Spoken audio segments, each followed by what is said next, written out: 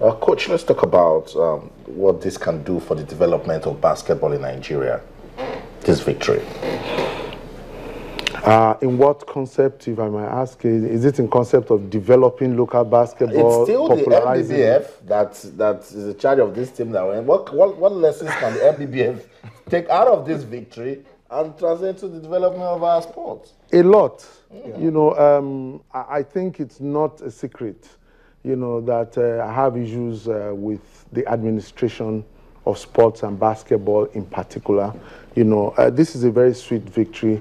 It doesn't take anything away. It's not a heal-all, you know, band-aid for the inadequacies of our sports administration remain, in my opinion.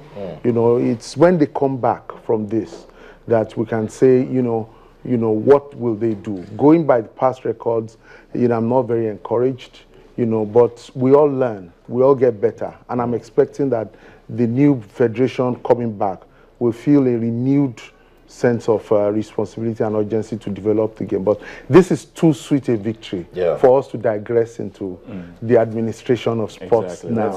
I want us to focus on the great achievement of the Tigers, if possible. That's right, and that's exactly. Let me just read this message, guys. I will go on. It's from Organ ID on Twitter. It says, "Great win for the Tigers, but it's interesting to know that all members of the Tigers are foreign-based. Team Angola, all home-based."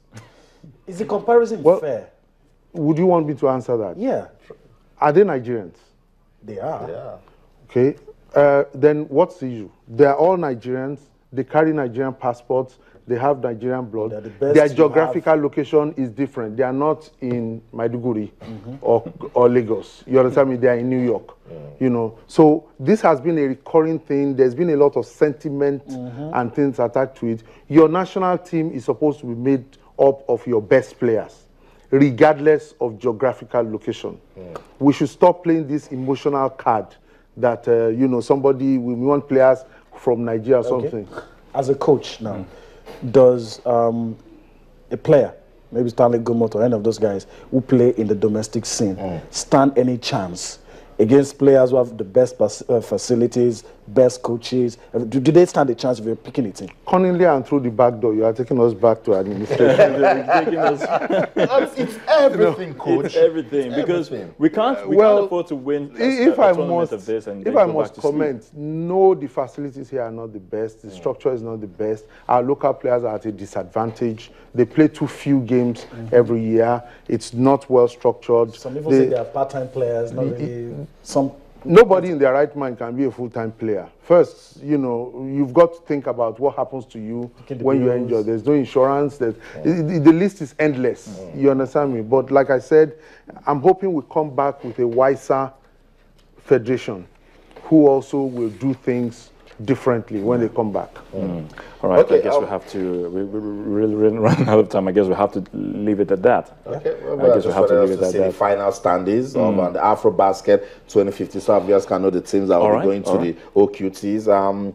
Of course, you know, the Tigers of Nigeria, they topped the competition by winning it. Angola second, Tunisia third, Senegal fourth. So it is Angola, Tunisia, Senegal, and Egypt. I think it's just the three of them. The fight for it's only second, third, and fourth. Second, third, and fourth. So Angola, Tunisia, and Senegal, they go to the Olympics qualification tournament. 16 teams participated. That's it. Nigeria ended on top. That's what it is. That is the news. That is just the news.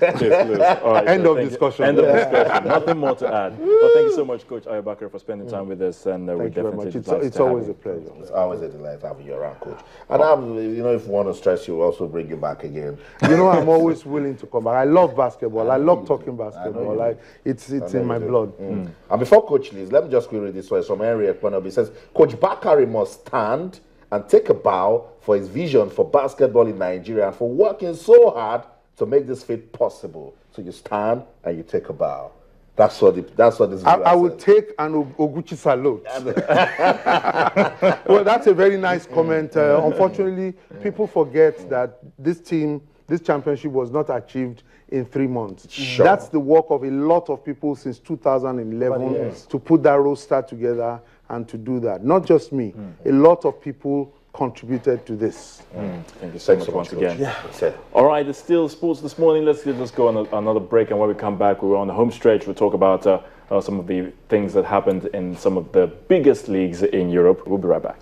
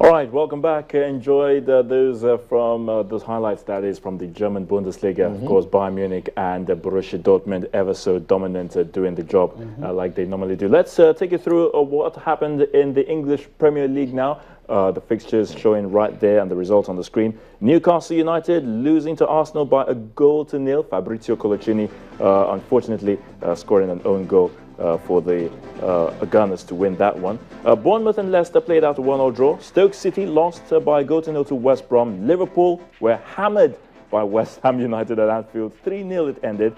Southampton got back to winning ways, winning Norwich by 3 goals to nil as well. Man City, well, they continued their 100% winning start of the season, winning by 2 goals to nil. Raheem Sterling and, of course, Kelechi Iheanacho also featuring in that one for the first time. Congratulations to him. Aston Villa and Sunderland played out a 2-2 draw.